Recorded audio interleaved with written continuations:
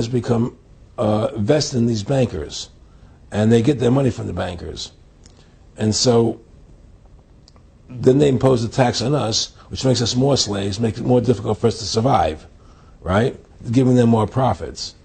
And now what's happened is that through the Federal Reserve System, the bankers have pretty much taken control of our government. It doesn't matter Republican and Democrat anymore, because they're both the same. Neither one of them are talking about shutting down the Federal Reserve System or stopping the payment of taxes, or any of the big issues that face Americans, right? So I had a friend, Nick Rockefeller, okay, who was one of the Rockefeller family, and he, when I was running for governor in Nevada, he came to me, introduced himself to me through an attorney, and we became friends. We started talking about things, and I learned an awful lot from Mr. Rockefeller. And one of the things that we used to talk about was the ultimate plan of the banking industry, what they wanted to accomplish. And the goals of the banking industry, not just the Federal Reserve System, but the private banks in Germany and England, all over Italy, all over the world, they all work together. They're all central banks, and they're all part of the Communist Manifesto. Central banking is one of the major planks of the Communist Manifesto. We talk about America being a capitalistic country, but yet at the same time we have a central bank that plans everything for us, right? And the graduated income tax is another plank of the Communist Manifesto, right? So right there you have two major planks of the Communist Manifesto that have been brought in because of the Federal Reserve System, okay?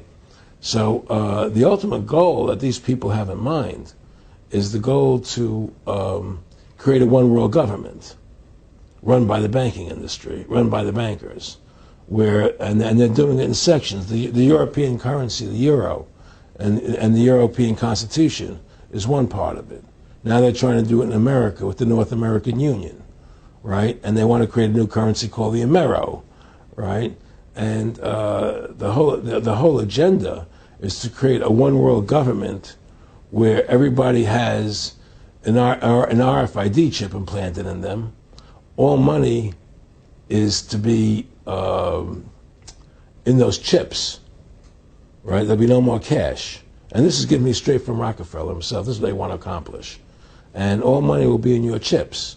And so instead of having cash, anytime you have money in your chip, they can take out whatever they want to take out whenever they want to. If they say you owe us this much money in taxes, they just deduct it out of your chip digitally. Total control. Total control. And if you're like me or you, and you're protesting what they're doing, they can just turn off your chip. And you have nothing. You can't buy food. You can't do anything. It's total control of the people. And that chip's connected to a database that has your purchasing records, what you do, what everything, you sell. Everything is in there, And so they want a one-world government controlled by them, everybody being chipped, all your money in those chips, and they control the chips, and they control people. And you become a slave. You become a serf to these people. That's their goal. That's their intentions. Eric, can you be specific about when you met Rockefeller, how it happened in these discussions? I met Rockefeller through a female attorney I knew who called me up one day and said, one of the Rockefellers would like to meet you. I had made a video called Mad as Hell, and he'd seen the video and wanted to meet me and knew I was running for governor in Nevada. So sure, I'd love to meet him. And I met him, and I liked him, and he was a very, very smart man. And we used to talk and share ideas and thoughts. And he's the one who told me 11 months before 9/11 ever happened that there was going to be an event. Never told me what the event was going to be, but there was going to be an event. And out of that event, we were going to invade Afghanistan to run pipelines from the Caspian Sea. We were going to invade Iraq, to take over the oil fields, establish a base in the Middle East, and make it all part of the New World Order. And we'd go after Chavez in Venezuela. And sure enough, later 9/11 happened.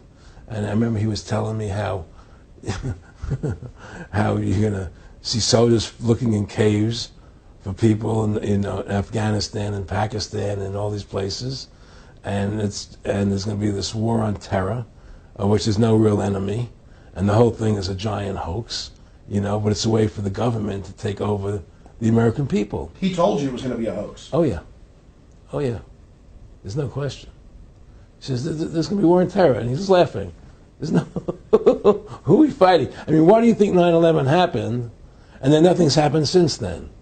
Do you think that our security is so great here that these people who pulled off 9/11, who were able to, can't knock down another plane? Come on, it's ridiculous. 9/11 was done by people in our own government and our own banking system to perpetuate the fear of the American people into subordinating themselves to anything the government wants them to do. That's what it's about, and to create this endless war on terror. And that's why and that was the first lie.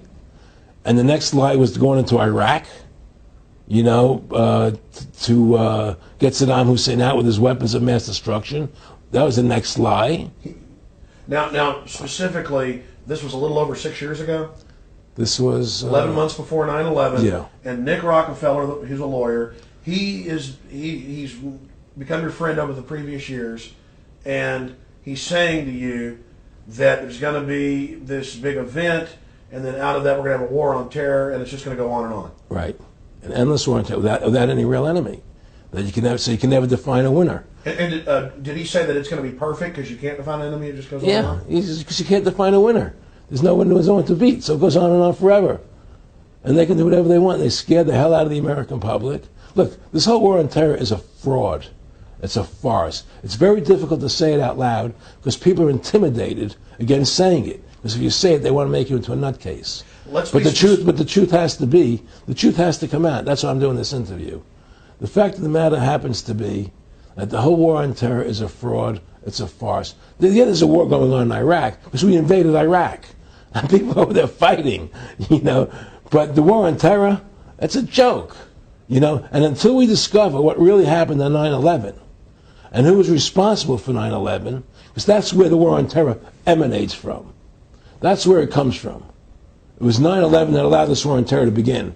And until we get to the bottom root of 9/11, the truth of 9/11, we'll never know about the war on terror.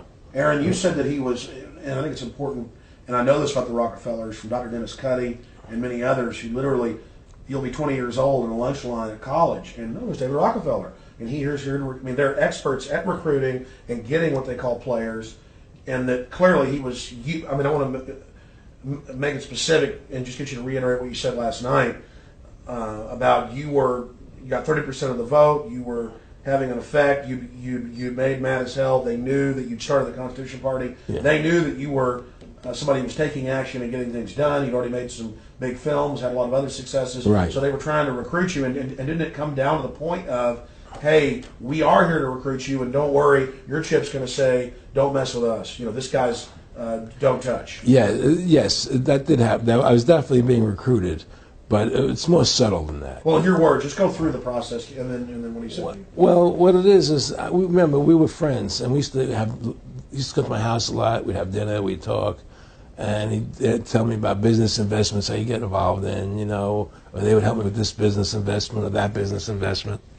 And was I interested in joining the Council on Foreign Relations? I would have to get a letter to join them, but was I interested in that?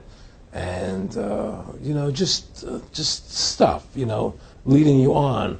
And I used to say to him that I never really did that because that wasn't where I was coming from. As much as I like you, Nick, your ways and my ways we're on the opposite side of the fence. I don't believe in enslaving people. And he would come back with, "Oh, I do." Or? Well, it would be more like it's better for them. Well, it's more like, how do I put it? It was like, what do you care about them? What do you care about those people? What difference does it make to you? Take care of your own life. Do the best you can for you and your family. What do the rest of the people mean to you? They don't mean anything to you. They're just serfs. They're just people. It was just a lack of caring, and that's just not who I was. It was just sort of like cold, it was just like cold, and I I used to say to him, what's the point of all this? You have all the money in the world you need. You have all the power you need. What's the point? What's the end goal? And he said the end goal is to get everybody chipped, to control the whole society, to have the bankers, the elite people, the bankers and some governor controlling the world. And I said, do all the people in the Council on Foreign Relations believe this way you do? He said, no. Most of them believe they're doing the right thing. A lot of them believe it's better off being socialistic. We have to convince people that socialism is really capitalism. Because America is becoming a socialist country. It's a communist country today. Well, one of the things they told me was that he was at the house one night, and he would talk, and he started laughing. He said, Aaron, what do you think women's liberation was about? And I said, I had pretty conventional thinking about it at that point. I said, I think